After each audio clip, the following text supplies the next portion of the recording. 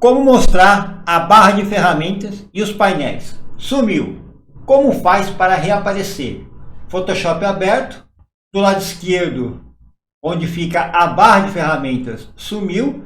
E do lado direito, onde fica os painéis, sumiu. Observe que eu tenho apenas a barra de menu e a aba que fica no canto esquerdo superior. Barra de menu e a aba com o nome do arquivo. Como faz para reaparecer? Você pressionou sem querer a tecla Tab e sumiu. Eu vou pressionar a tecla Tab e reapareceu.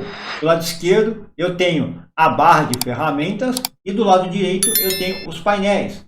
Painel de cor, propriedade e camadas. Se eu pressionar a tecla Tab, vai sumir. Se eu pressionar novamente, vai reaparecer. Gostou do vídeo? Deixa um like para ajudar o canal. Faça seu comentário. Eu fico por aqui e até um próximo vídeo.